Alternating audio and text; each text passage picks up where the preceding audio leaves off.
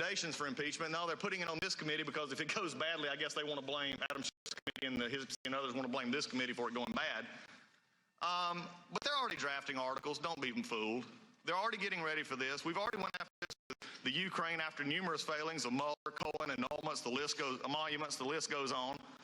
But the American people are actually failing to see us legislate. But if you want to know what's really driving this, there's two things. It's called the clock and the calendar. Clock and the calendar. Most people in life, if you want to know what they truly value, you look at their checkbook and their calendar. You know what they value. That's what this committee values.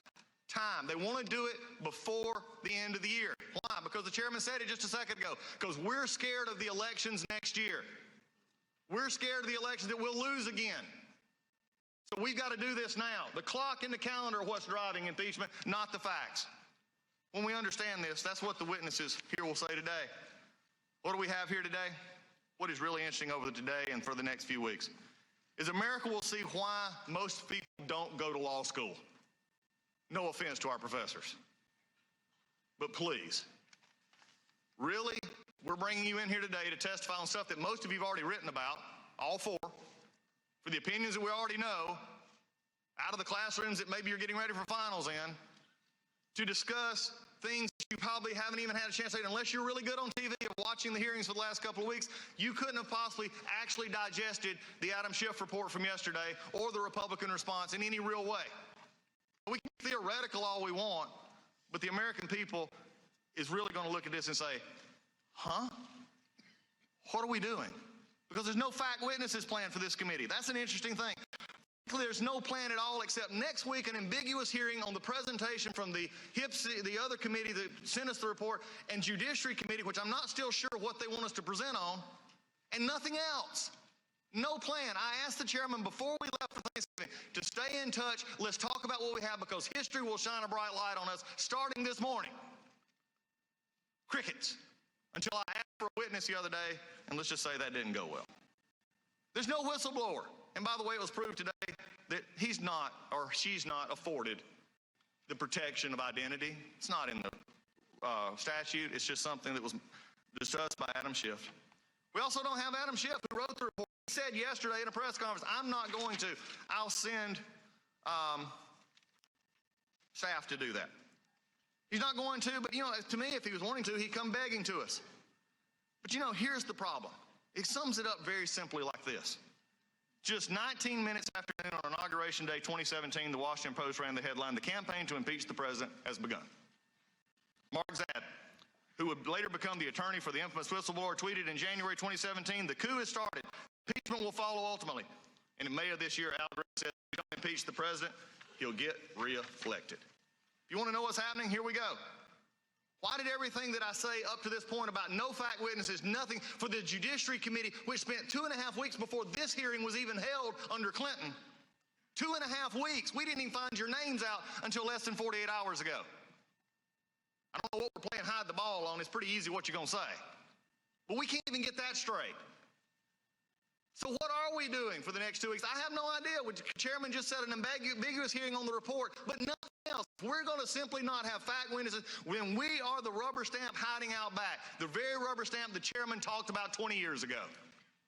What a disgrace to this committee to have the committee of impeachment simply take from other entities and rubber stamp it.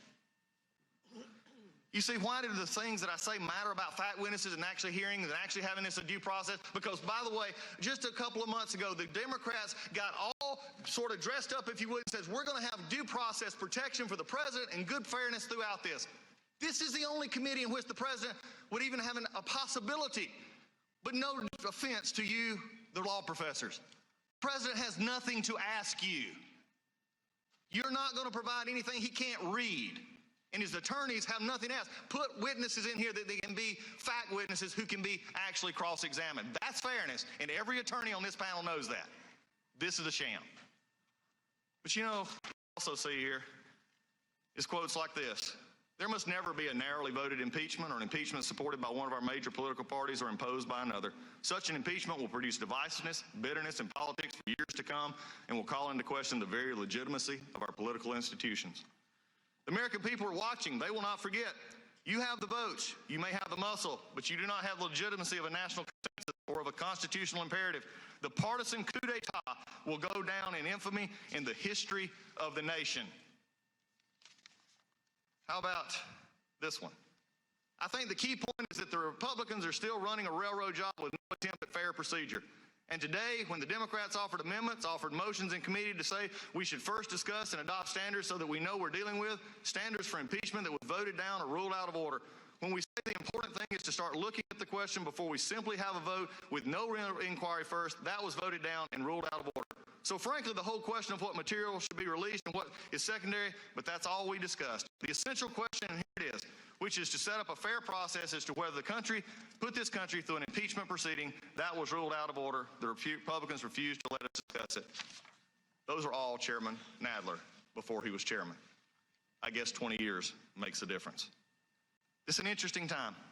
We're having a factless impeachment. You just heard a one-sided presentation of facts about this president. Today we will present the other side, which it gets so conveniently left out. Remember, fairness does dictate that, but maybe not here, because we're not scheduling anything else. I have a Democratic majority who has poll tested what they think they ought to call what the president they think he did. Wow, that's not following the facts. We have just a deep-seated hatred of a man who came to the White House and did what he said he was going to do. The most amazing question I got in the first 3 months of this gentleman's presidency from reporters was this: can you believe he's putting forward those ideas? I said, yes, he ran on them. He told the truth, and he did what he said. The problem here today is this will also be one of the first impeachments. The chairman mentioned there was 2 of them, one that before he resigned before, then one in Clinton, in which the facts, even by Democrats and Republicans, were not really disputed. And this one, they're not only disputed, they're contradicted of each other. There are no set facts here. In fact, there's not anything that presents an impeachment here, except a president carrying out his job in the way the Constitution saw that he sees fit to do it. This is where we're at today. So the interesting thing that I come to with most everybody here is this may be a new time, a new place, and we may be all scrubbed up and looking pretty for impeachment. But this is not an impeachment. This is just a simple railroad job. And today's is a waste of time, because this is where we're at. So I close today with this. It didn't start with Mueller. It didn't start with a phone call. You know where this started? It started with tears in Brooklyn in November 2016, when an election was lost. So we are here, no plan, no fact witnesses, simply being a rubber stamp for what we have. But hey, we got law professors here. What a start of a party. Mr. Chairman, before I yield back, I have a motion under Clause 2, Rule 11. The gentleman was recognized for the purpose of an opening statement, not for the purpose of making a motion. I yield back and now ask for recognition for a motion under Clause 2, Rule 11. The gentleman is recognized. Mr. Chairman, pursuant to Clause 2 of Rule 11, I move to require the attendance and testimony of Chairman Schiff before this committee and transmit this letter accordingly.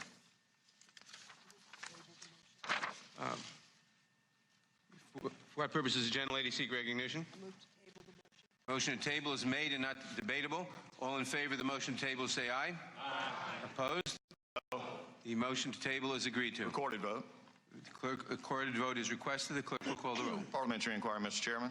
The clerk will call the roll. Parliamentary inquiry, Mr. Chairman. You're not recognized for parliamentary inquiry at this time. There's a vote in process. Just a reminder, any no votes that you don't want Chairman Schiff coming, correct? The clerk will call the roll.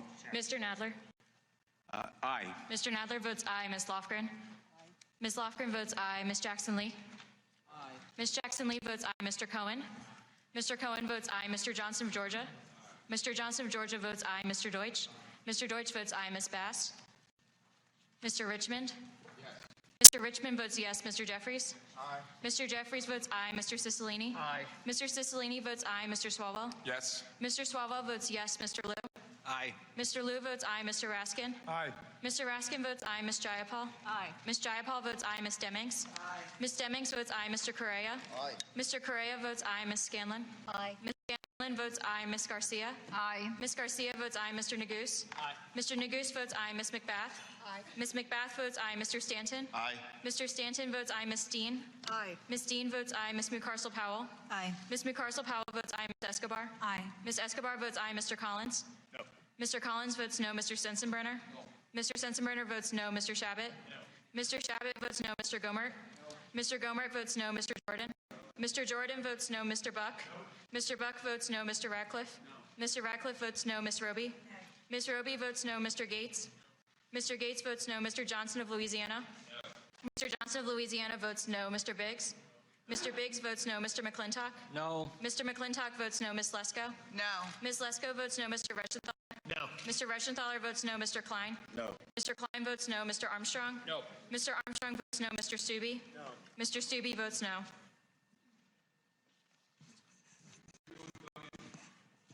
Has everyone voted who wishes to vote? Ms. Bass? Ms. Bass votes aye. The clerk will report. Mr. Chairman, there are 24 ayes and 17 noes. The motion to table is agreed to. Mr. Chairman, I have a parliamentary inquiry. The gentleman will state his parliamentary inquiry. Thank you, Mr. Chairman. Clause C2 of the Judiciary Committee's impeachment inquiry procedures states that members of the committee can raise objections relating to the admissibility of testimony and evidence, but it doesn't say what rules apply to admissibility. So I'm hoping you can explain to us what the objections may be made under this clause, and if you intend to use the federal rules of evidence. The gentleman will suspend. That is not a proper parliamentary inquiry. It is a problem. Proper parliamentary. I stated a rule. I stated Stated a rule, Mr. Chairman. You can ignore it and not answer it, but you can't just say it's not a proper. I'm asking for the application of the rule for an explanation, Mr. We Chairman. will I don't know how apply. that's not parliamentary. We will apply the rules. Period. You won't help us understand that?